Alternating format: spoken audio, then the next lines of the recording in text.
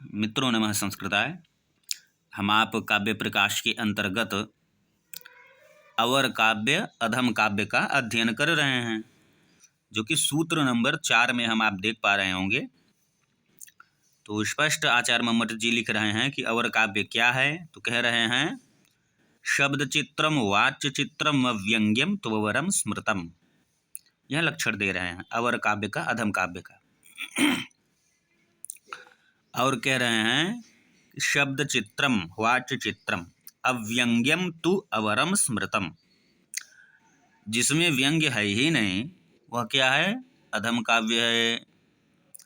जिसमें व्यंग्य है ही नहीं, जिस काव्य में, वह अधम काव्य है।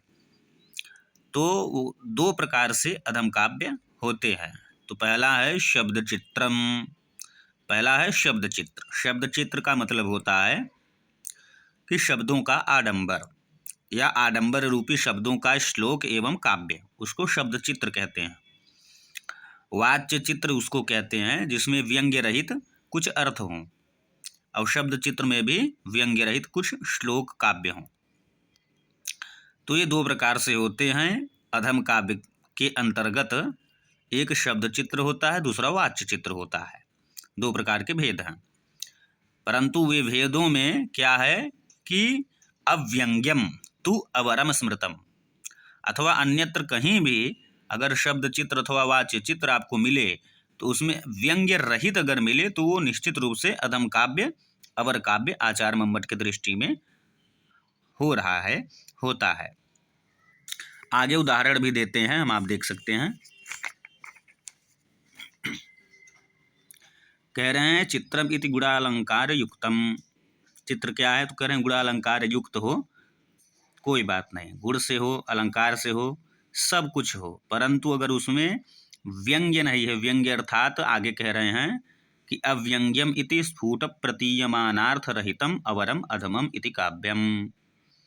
स्फुट प्रतीयमानार्थ अगर नहीं है, जो व्यंग्य नहीं है जिस काव्य में, व्यंग्यार्थ रहित जो काव्य है, अव्यंग्य जो है, अव्यंग्यम इति काव्यम स्फुट प्रतीयमानार्थ रहितम काव्यम अवरम अधमम इति कथ्यते। तो जो व्यंग्य रहित काव्य है वह अधम काव्य है, अवर काव्य है। ये स्पष्ट हो गया। अब आगे कह रहे हैं, उदाहरण में दे रहे हैं कि देखिए शब्दों का आडंबर, जो पहले हम कहें कि अवर काव्य एवं अधम काव्य के दो भेद होंगे। तो पहला होगा शब्द चित्र, दूसरा होगा वाच्य चित्र। तो शब्द चित्र कैसे? तो नीचे हम आप पहला श्लोक देख पा रहे होंगे। बढ़िया शब्दों का आडंबर इसमें दिखाया गया है, परंतु मुख्यार्थ इसका यही है कि मंदाकिनी वह मंदताम, मंदाकिनी वह गंगा हम सभी की रक्षा करें, पापों को दूर करें। कौन सी गंगा? जो कि मूर्छन मोह महर्षि हर्ष विहित स्नाहनिकाहनाय वह। तो मूर्छन मोह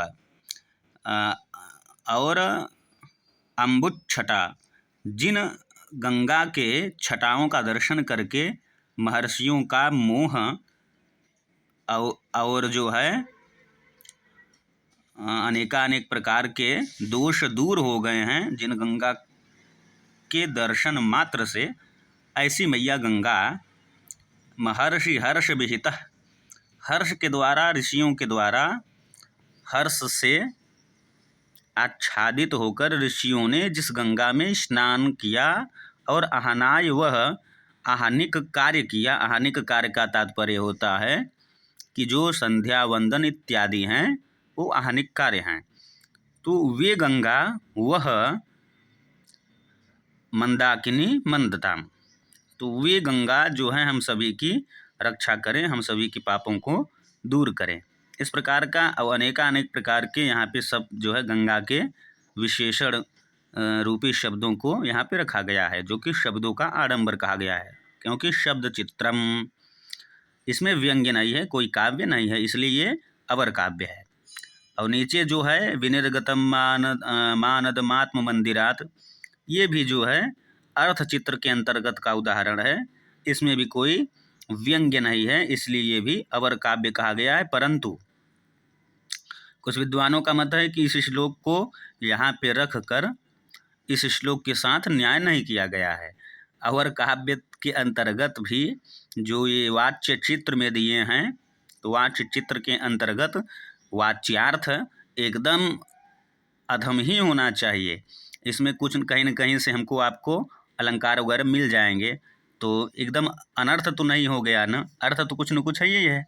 तो इसलिए कुछ आचार्य यहाँ पे लिख रहे हैं, कह रहे हैं कि देख सकते हैं कि यद्यपि वीर रस की प्रतीति हो सकती है, परंतु इसमें कविता तात्पर्य न होने से इसको चित्र काव्य में स्थान दिया गया है। ठीक है, परंतु अर्थ चित्र का यह उदाहरण कुछ ठीक नहीं जचता है। यहाँ वीर रस की प्रतीति होती है, जिसमें हयग्रीव स्वयं आलंबन विभाव, प्रतिपक्षी इंद्रगत भय उद्दीपन विभाव, मान का खंडन अनुभाव और यदृक्षा संचरण से गम्य धृति व्यभिचारी भाव है। इसलिए यह व्यंग्य रहित अधम चित्र काव्य का उदाहरण नहीं हो सकता है। यदि उत्प्रेक्षा से वीर रस अभिभूत हो जाता है, यह कहा जाए, तो इसको गुणीभूत व्यंग्य के उदाहरण में अंतर्भूत किया जा सकता है। अधम काव्य की श्रेणी में रहकर कदाचित इस श्लोक के साथ न्याय नहीं किया गया है, परंतु ठीक है, हम आप यही समझें कि अधम काव्य के अंतर्गत ये जो अधम काव्य के अंतर्गत भी वाच्य चित्र जो है, वाच्य चित्र के अंतर्गत यह द्वितीय उदाहरण हमको आपको आचार्य मम्मट के द्वारा मिल रहा है, प्राप्त हो रहा है।